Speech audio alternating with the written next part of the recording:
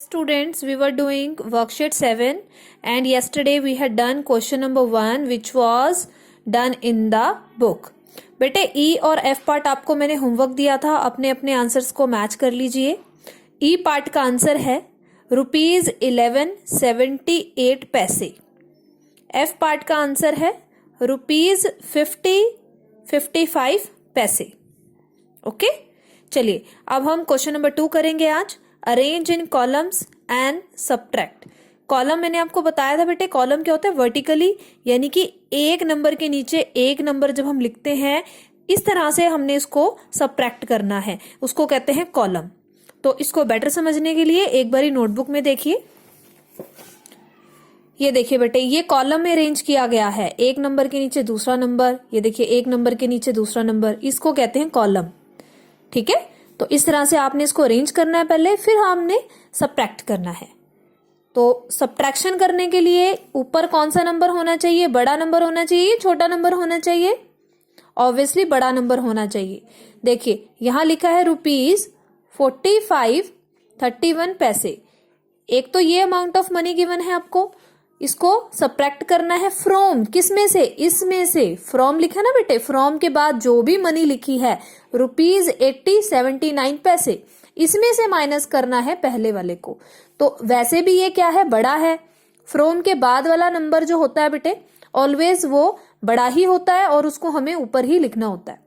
ठीक है ना, क्योंकि आप छोटे में से बड़ा माइनस नहीं कर सकते, इसलिए हमने ₹80.79 को ऊपर लिख दिया और ₹45.31 को नीचे लिख दिया। अब हमने सब्ट्रैक्शन उसी तरह से करनी है जैसे हमने क्वेश्चन नंबर 1 में की थी। 9 में से 1 गए 8, 7 में से 3 गए 4, देन पॉइंट लगाएंगे क्योंकि पॉइंट के साथ पॉइंट मिलना चाहिए। देखिए एक लाइन में पॉइंट आना चाहिए इस तरह से। ठीक है, एक पॉइंट के नीचे दूसरा पॉइंट, दूसरे पॉइंट के नीचे तीसरा पॉइंट। ओके, 0 में से 5 नहीं जाएंगे, हम 8 से कैरी ले लेंगे। ये क्या बन गया बेटे? 10 बन गया। क्रॉस लगा के यहाँ पे हमने क्या कर दिया? इसको 10 बना दिया। 10 में से 5 गए 5 और 8 में से जब हमने 1 इसको दिया 0 को, तो ये क्या बन गया? अब 7। 7 में से 4 गए 3। Okay, now see the B part. ₹17.75 लिखा है, तो उसको कैसे रीड करेंगे? ₹17.75 फ्रॉम ₹34.10। फ्रॉम आ रहा है ना, फ्रॉम के बाद वाला नंबर बड़ा है, ये वाली अमाउंट बड़ी है मनी की। ठीक है, तो इसको हमने ऊपर लिखना है और ₹17.75 को नीचे लिखेंगे। ओके, 0 में से 5 नहीं जाएंगे, 1 से बोरो लेंगे। ठीक है, तो ये क्या बन गया? 10 बन गया। 10 में से 5 गए 5। बेटे जब हमने यहां से 1 बोरो लिया, इसके पास तो 1 ही था, तो ये क्या बन गया? अब 0 बन गया, क्योंकि इसके पास तो 1 ही था। वो वाला 1 उसने किसको दिया? 0 को दिया, तो ये क्या बन गया था? 0 बन गया था। ठीक है, तो फिर हमने 4 से एक कैरी ले लिया, इसको 0 का 10 बना दिया। 10 में से 7 गए 3।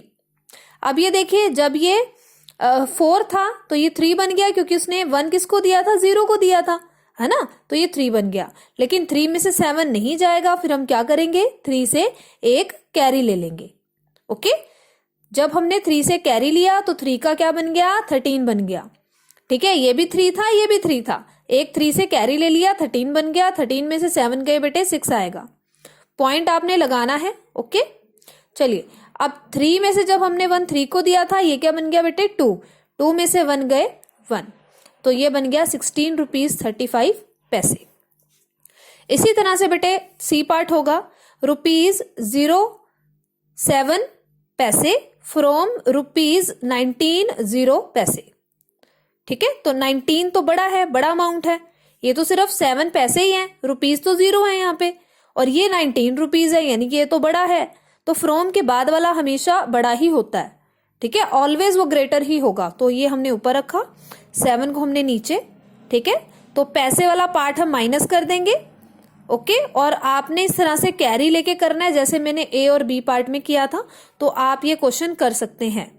ठीक है, तो आप इसकी सब्ट्रैक्शन करके देखिए, ₹18.93 आना चाहिए आंसर। और जो डी पार्ट है बेटे वो आपके लिए होमवर्क रहेगा, खुद से ट्राई करके देखिए, अरेंजमेंट बनाइए इसका कॉलम वाइज और खुद इसको सॉल्व कीजिए। Okay, so this one will be the homework for you. बेटे यहाँ पे 55 पैसे लिखा है, 55 पैसे लिखा है तो उसको हम कैसे लिखेंगे, ₹0.55। इस तरह से आपने इसको लिखना है, ठीक है। तो इसका आप ध्यान देंगे और इस क्वेश्चन को ट्राई कीजिए।